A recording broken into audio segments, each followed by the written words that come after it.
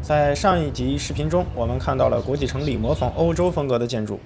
那么在这一集里，就让我来带大家继续游览国际城这片社区里的另半壁江山吧。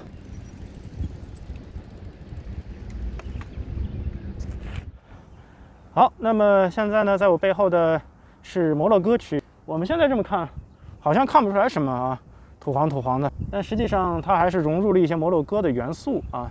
摩洛哥的话，不知道大家有没有什么印象啊？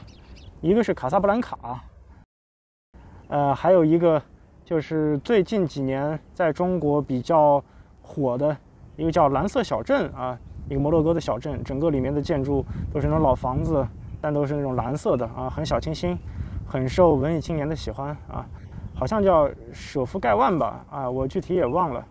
但是呢，像这个后面的建筑啊，它实际上是参考了这个摩洛哥首都拉巴特的大皇宫，还有这个哈桑二世清真寺，他们的风格都是屋顶都是绿色的尖顶，看着跟咱们中国那种琉璃瓦似的，还有他们这种沙漠文化的元素，来给大家再看一下。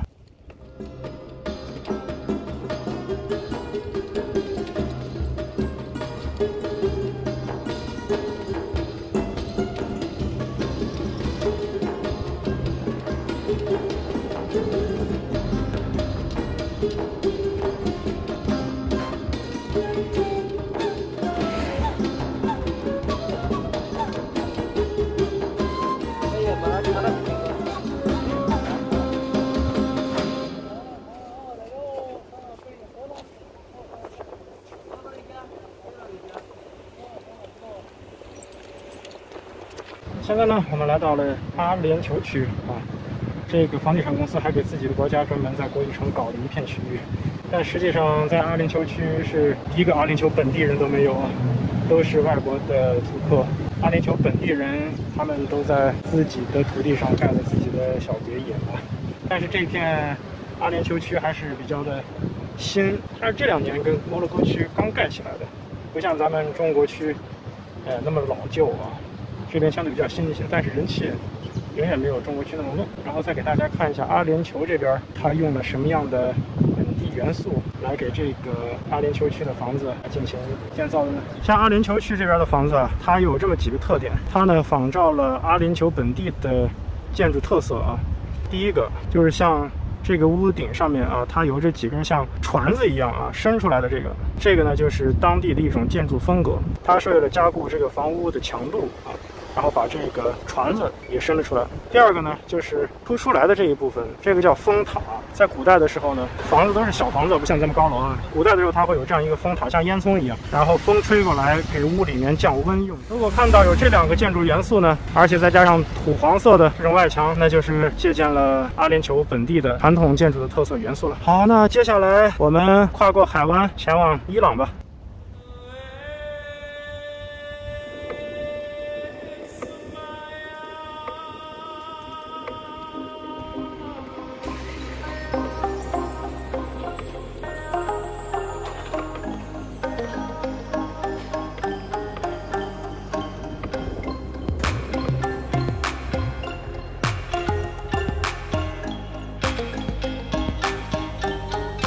好，我们现在到了波斯区啦。看我背后的这个建筑，这个呢就是波斯区的一个比较典型的居民公寓楼。波斯呢，其实就是现在伊朗这个国家的古代的称谓啊。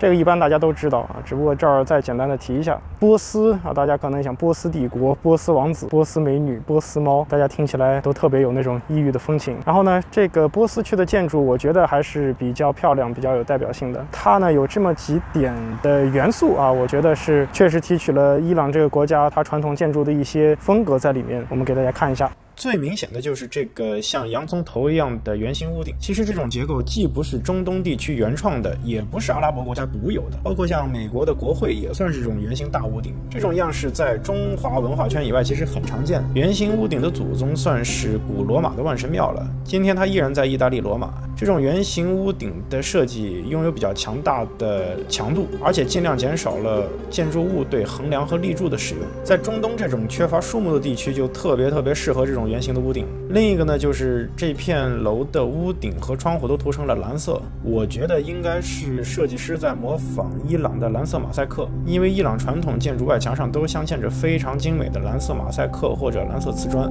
这已经成为伊朗建筑的象征性符号了。但是国际城这片低成本的社区也不可能真正的使用伊朗马赛克来装修，对吧？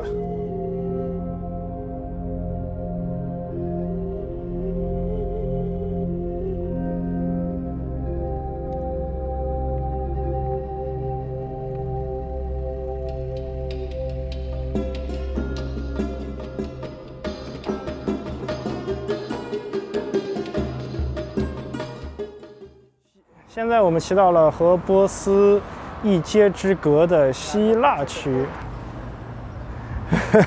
看我们这个巴基斯坦的兄弟啊，Mr. Shiraz。Hi कर दो ना सरदार जी, मित्र जी hi कर दो। टिकटॉक बन रही है。然后我们看这个建筑啊，嗨。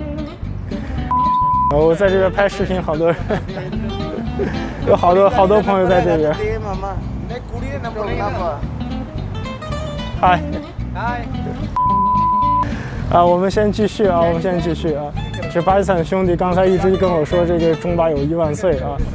咱们这个希腊的建筑呢，神庙的感觉啊。Hi, say hi. Nice to meet you.